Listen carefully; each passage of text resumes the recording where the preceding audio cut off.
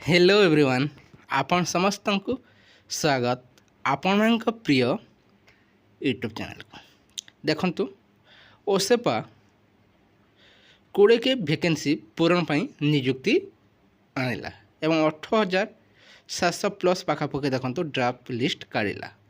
Draft list काढ़ी सारा पर देखंतु जो मैंने सिलेक्शन हो पारे ना से मैंने देखंतु हाईकोर्टर द्वारस्थ हेले।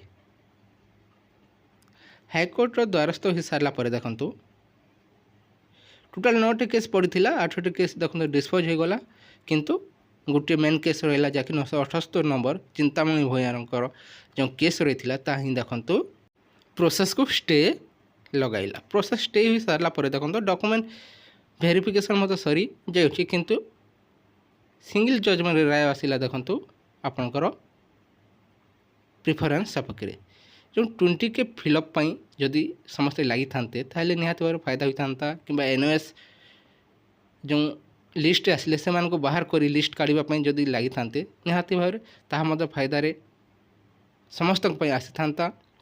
ता सहित जदि ऑल डीवी किंबा नॉर्मलाइजेशन जो फॉर्मूला किपरि भाव में देखो नॉर्मलाइजेशन करा तार प्रोसेस जानापी जदि समस्ते लगी था ताहले किछि फायदा होता समस्त किंतु से किछि फोकस रहा नहीं केवल जाकि गोटे केस रहा जाकि मेन केस आपंकर 978 जाकि डिस्ट्रिक्ट बा प्रिफरेन्स एवं मेरिट को नहीं ताहा द्वारा किछि लाभ मिलिबो नहीं मोर रखंतु केवल सरकार को ही फायदा मिलुअछि। 2016 आप देखिए एमती केस पड़ा कौन लाभ मिलला कि 1.5 वर्ष कि 2 वर्ष पाखापाखि देखो विलंब है किंतु कहारी को किसी लाभ मिलला नहीं शेष जॉइनिंग कले किंतु सरकार ही लाभ मिलला। ये आग को 10 के मध्य आसवाक जाऊँगी ओसेपा तरफ से देखु जदि आशाई चाहू न किंतु ओसेपा एमती भूल कर बाध्य ही समस्ते केस करेंगे जहाँ फल देखु निश्चय लिंगरिंग हेबो एवं ए प्रोसेस एमती एबे जमिति होउछि आगो को मत ठीक से परी रहिबो। एबे देखंतु छुटिया भूल पाई देखंतु केस पड़ला स्टे हैला एवं ए पर्यंत देखंतु जो सिंगल बेंच राय आसिला ताको देखंतु गवर्नमेंट मानिला नहीं। एबे डिवीजन बेंच जाई अछि प्रकृत प्रिफरेंस जेतु अछि ना आपनकर मेरिट जेतु अछि ता जजमेंट आसिले ही जना पड़िबो किंतु 2 सप्ताह मध्य आसीज बोली शुणा मिलूँ। गोटे सप्ताह आपन शेष हो जाऊँगी आग को आ गोटे सप्ताह मध्य निश्चय आसीज बोली आशा रखा जाऊँगी। देखो 10 के जो नियुक्ति आग को आसब ए प्रोसेस शेष हेले से प्रोसेस आग को बढ़ 10 के निश्चय आसो रखु जदि न आसे विलंब हो प्रेसर पकई आनीपारे कहीं गवर्नमेंट निजे डिक्लेयर कर सारी अच्छी किंतु ये 20 के जो वैकेंसी आसी अच्छी से प्रोसेस शेष हेले ही से प्रोसेस आरंभ हेबो। देखा जो प्रकृत में कौन होची एवं 20,000 जो वैकेंसी आसी अच्छी जेटीएस यह जजमेंट आसला परे मध्य प्रकृत में प्रोसेस आग को बढ़ू अच्छी ना आहरी कई सुप्रीम कोर्ट जीवाई आग बढ़ुंट ता समय आसिले जना पड़ो किंतु मैं रखु जो जजमेंट आसब आपंकर डिवीजन बेंच रे ताको समस्ते मानवा को बाध्य हूँ एवं ये प्रोसेस शेष होगापी दिंतु मेरिट आसिले ये प्रोसेस शेष होगा दिंतु प्रिफरेन्स आसिले ये प्रोसेस शेष होगा दिंतु जहाँ फल जो आशायी माने देखो सिलेक्शन होती कि आगू सिलेक्शन हे से माने देखु निश्चय सरकार को जो कुचक्रांत रही से बाहरी पारे। समस्त को गोटे रिक्वेस्ट मैं रखु जो जजमेंट आसब जहाँकि डिवीजन बेंच रु ताको समस्ते मानि नियंतु। ଏବଂ ଏ ପ୍ରୋସେସ୍ ବଢ଼ିବା ପାଇଁ ଦିଅନ୍ତୁ। ଯଦି କୌଣସି ଲିଡର ଏ ପ୍ରୋସେସ୍କୁ ମାନୁନାହାନ୍ତି ତାହେଲେ ଦେଖନ୍ତୁ ନିହାତି ଭାବରେ କିଛି ଲିଡର ସମସ୍ତଙ୍କୁ ଭିସି ମାଧ୍ୟମରେ କିମ୍ବା ଫୋନ୍ କଲ୍ ମାଧ୍ୟମରେ ମଧ୍ୟ ଦେଖନ୍ତୁ ସୁପ୍ରିମକୋର୍ଟ ଯିବା ପାଇଁ କହିବେ ନିଜର ଫାଇଦା ପାଇଁ। ଦେଖନ୍ତୁ ସେମାନେ ଦେଖନ୍ତୁ ଜବ୍ ପାଇବାର ଆଶା ନାହାନ୍ତି, ସେମାନେ ସମସ୍ତଙ୍କୁ ସାହାଯ୍ୟ କରିବା ପାଇଁ ଆଗେଇ ଆସିଥାନ୍ତି ନିଜର ଫାଇଦା ପାଇଁ। ନିହାତି ଭାବରେ ଫିଜ୍ କଲେକ୍ସନ୍ କରିବେ, 200-300 ପିଲାଙ୍କ ଠାରୁ ଦେଖନ୍ତୁ ଫିଜ୍ ନେବେ, କଲେକ୍ସନ୍ କରିବେ, 2-3 ଲାખ କଲେକ୍ସନ୍ ହେବ। ନିହାତି ଭାବରେ 50-60 ହଜାର ଖର୍ଚ୍ଚ କରିଦେବେ, ସମସ୍ତଙ୍କୁ ଗାୟବ କରିଦେବେ ସମସ୍ତ ଟଙ୍କାକୁ। ଯଦି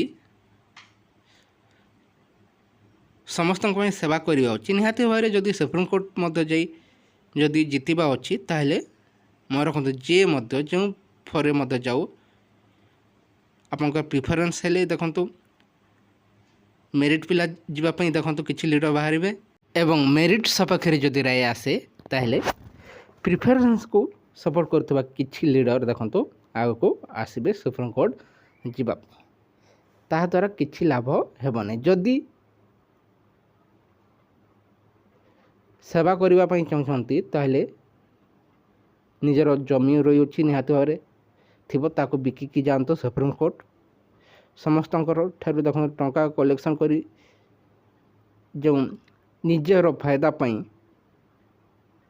ସୁପ୍ରିମକୋର୍ଟ ଦେଖନ୍ତୁ ଡିଭିଜନ୍ ବେଞ୍ଚ ପରେ ସୁପ୍ରିମକୋର୍ଟ ଏମିତି ଚାଲୁଥିବ ତାହେଲେ ଆସାମୀଙ୍କର କିଛି ଲାଭ ହେଉନାହିଁ। କିଛି ଜଣ ଲିଡର ହିଁ ତା'ର ଫାଇଦା ନେଉଛନ୍ତି। ମନେ ରଖନ୍ତୁ କିଛି ଜଣ ଲିଡର ତା'ର ଫାଇଦା ନେଉଛନ୍ତି, କେହି ମଧ୍ୟ ଏଥିରେ ଲାଭ ପାଇପାରିବେ ନାହିଁ। ମନେ ରଖନ୍ତୁ ଏ ପ୍ରୋସେସ୍କୁ ଯଥାଶୀଘ୍ର ଶେଷ ହେବାକୁ ଦିଆଯାଉ ଏବଂ ଯେଉଁ ଲିଡର ମଧ୍ୟ ଦେଖନ୍ତୁ ଆଗକୁ ଆସୁଛନ୍ତି ଏ ପ୍ରୋସେସ୍କୁ ଲିଙ୍ଗରିଂ କରିବା ପାଇଁ, ଯଦି କେହି ମଧ୍ୟ ସହଯୋଗ କରନ୍ତୁ ନାହିଁ, ଫିଜ୍ ଦିଅନ୍ତୁ ନାହିଁ। ଯଦି ସୁପ୍ରିମକୋର୍ଟ ଯିବା ପାଇଁ ଚାହୁଁଛନ୍ତି, ଯଦି ନିଜର ସମ୍ପତ୍ତି ରହିଛି, ବାପାଙ୍କ ସମ୍ପତ୍ତି ରହିଛି, ନିହାତି ଭାବରେ ଜମି ରହିଛି, ତାକୁ ବିକିକି ଯାଆନ୍ତୁ, କିନ୍ତୁ କାହାକୁ ଦେଖନ୍ତୁ ଗ୍ରୁପ୍ କରି ଫିଜ୍ କଲେକ୍ସନ୍ କରି ନିଜର ଫାଇଦା ପାଇଁ ଦେଖନ୍ତୁ ଆଗକୁ ଆସନ୍ତୁ ନାହିଁ ଏବଂ କେହି ମଧ୍ୟ ସହଯୋଗ କରନ୍ତୁ ନାହିଁ। ନିହାତି ଭାବରେ ଏ ପ୍ରୋସେସ୍ ଯଥାଶୀଘ୍ର ଶେଷ ହେବା ପାଇଁ ଦିଆଯାଉ ଏବଂ ଆଗକୁ ଟେନ୍କେ ଆସିବାକୁ ଯାଉଛି ତାକୁ ମଧ୍ୟ ଯଥାଶୀଘ୍ର ଆଣି ଗଭର୍ଣ୍ଣମେଣ୍ଟକୁ ପ୍ରେସର୍ କରି ଦେଖନ୍ତୁ ଟେନ୍କେ ମଧ୍ୟ ଯଥାଶୀଘ୍ର ଅଣାଯାଉ।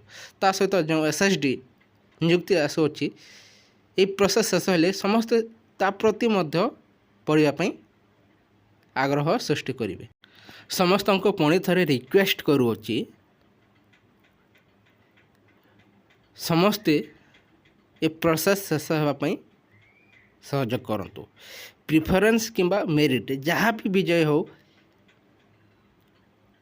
ଆପଣଙ୍କର ଡିଭିଜନ୍ ବେଞ୍ଚରେ ତାକୁ ସମସ୍ତେ ମାନି ନିଅନ୍ତୁ ଏବଂ ଏ ପ୍ରୋସେସ୍ ଶେଷ ହେବା ପାଇଁ ଦିଆଯାଉ। ଆପଣମାନେ ମଧ୍ୟରେ ଯଦି ଏମିତି ଲାଗି ରହିଥିବ ତାହେଲେ ଗଭର୍ଣ୍ଣମେଣ୍ଟ ତା'ର ଫାଇଦା ନେଇ ଏମିତି ଲିଙ୍ଗରିଂ କରି ଚାଲୁଥିବ। ମନେ ରଖନ୍ତୁ କେହି ମଧ୍ୟ ସୁପ୍ରିମକୋର୍ଟ ଯିବା ପାଇଁ ଆଗକୁ ଆସନ୍ତୁ ନାହିଁ। ଯେ ମଧ୍ୟ ଆସିବେ, ମନେ ରଖନ୍ତୁ ଯେ ମଧ୍ୟ ଯେଉଁ ଲିଡର ମଧ୍ୟ ଯାହାକି ପ୍ରିଫରେନ୍ସ ହେଉ କିମ୍ବା ମେରିଟ୍ ହେଉ, ଯେଉଁ ଲିଡର ମଧ୍ୟ ଆଗକୁ ଆସିବେ ତାଙ୍କୁ କେହି ମଧ୍ୟ ସହଯୋଗ କରନ୍ତୁ ନାହିଁ। ଯଦି ତା'ର ଇଚ୍ଛା ଅଛି ତାହେଲେ ନିହାତି ଭାବରେ ନିଜର ଜମି କିମ୍ବା ଯାହା ବି ନିଜର ବାପାଙ୍କ ସମ୍ପତ୍ତି ରହିଛି ତାହା ଖର୍ଚ୍ଚ କରି ସେ ନିଜେ ହିଁ ସୁପ୍ରିମକୋର୍ଟ ଯାଉ, ତାକୁ କେହି ଧରି ନାହାନ୍ତି କିମ୍ବା ତାକୁ କେହି ଅଟକାଇ ମଧ୍ୟ ପାରିବେ ନାହିଁ। ସମସ୍ତଙ୍କୁ ଗୋଟିଏ ରିକ୍ୱେଷ୍ଟ, କେହି ମଧ୍ୟ ଦେଖନ୍ତୁ ପୁଣି ଥରେ କେସ୍କୁ ଲିଙ୍ଗରିଂ କରନ୍ତୁ ନାହିଁ, ଏ ପ୍ରୋସେସ୍ ଶେଷ ହେବାକୁ ଦିଆଯାଉ। ଏ କିଛି ଇନଫର୍ମେସନ୍ ରହିଥିଲା। ଯଦି ଭଲ ଲାଗିଥାଏ ଭିଡ଼ିଓକୁ ଲାଇକ୍ କରନ୍ତୁ, ତା ସହିତ ସାଙ୍ଗମାନଙ୍କ ସହ ମଧ୍ୟ ସେୟାର କରିଦିଅନ୍ତୁ। Thank you.